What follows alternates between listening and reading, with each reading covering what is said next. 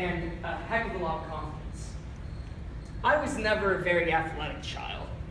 I was small, sure, not out of shape, and my legs were good for something, but I was never really competitive. I had been on a baseball team and was our star bench warmer. I once held the record for most number of strikeouts in a single game. That was 5. And I once held the record for most amount of double bubble I could fit in my mouth in between innings, which was 16.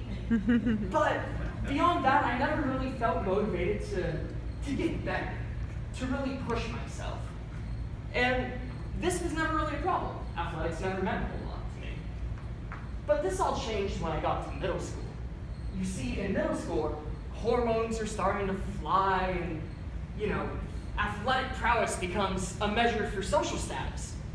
To be popular is to be athletic, is to be strong and skilled. And me and my 70-pound, barely out of the booster seat frame couldn't really do that. So I always resigned myself to just taking a step back and letting everyone else do sports. Sure, I could pass the president's fitness test, maybe crank out a couple of knee push-ups, but beyond that, I never really tried. So I did one activity, and that was intramural basketball.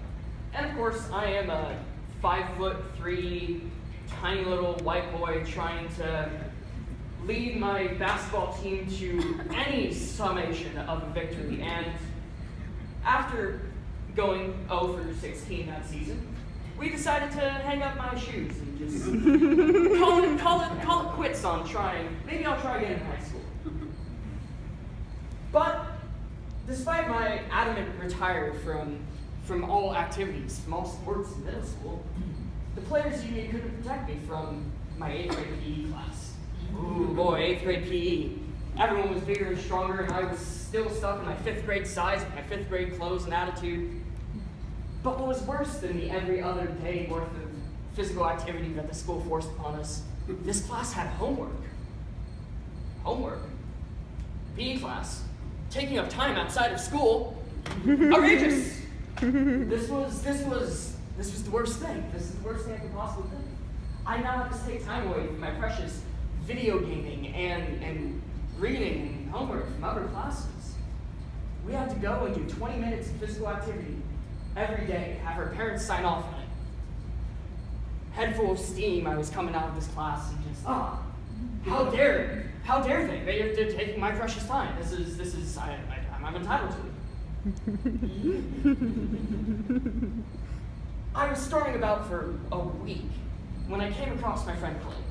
Now, Blake was one of my dearest, closest friends, and he and I spent many an after-school session playing video games. We would sit and blast imaginary space monsters of whatever marketing campaign happened to convince us it was relevant. And this was great. Many an afternoon was spent doing this. So I came up with Blake, and I was still mad about this. Why do we have to do these sports, these things outside of school? But Blake had a solution to this problem. He had found a video game that could exempt me from doing any sort of sports.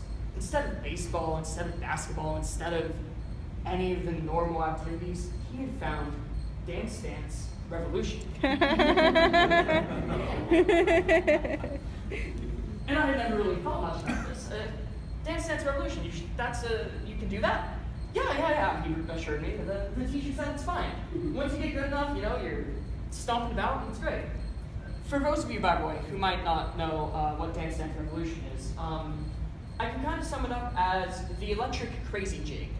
It is a video game where arrows fly up at a screen, and you have to basically step in the direction of whatever the arrow is pointing, cardinal directions, up for up, down, etc. So we started our workout routine of DDR, 20 minutes every day. I'd go up to his house, he had 2 game pads, and we'd sit there and we would stomp around. And, I had never stuck with anything for as long as this. Day in and day out, 20 minutes a day was more effort than I had put into anything in my life to that point. So I got pretty good. So I would start doing, the really basic steps, and then slowly would get to the more intricate ones. And by the end of a few months of doing this, I felt really confident at it. I was flying 160 beats per minute, hitting all the songs, memorizing everything. It was great. And of course, like anyone that age, when you get good at something, you want to show it off, right? You need to find an opportunity to show that off because you're good at it. Everyone's going to want to see you do that. But being realistic, I never thought there would be a way for me to really display this talent for such a stupid game. That was until the end of the year. There's a middle school dance held at the teen center in my house. And all the schools were going to be there. All the cool kids were coming from all the schools. It was a big, big deal. And of course, my friends dragged me out to it. I'm not really a social guy at this point. They put me on the dance floor, and the only dance move I know is this, so that only lasts for about a few minutes. But then I go to find myself some punch after making a thorough fool of myself. I go to find some punch, and off of the foyer, off of the main room, out of the corner of my eye, I see it. A bright cathode ray tube of hope. DDR machine in the back corner of the dance. So I get excited, I run over to my friend group, and I'm like, yo, come check this out. So I open up my Velcro wallet, pour out the only change I had, enough for one game, and I am hyped. This is going to be my moment to show everyone how good I am at a thing which takes coordination.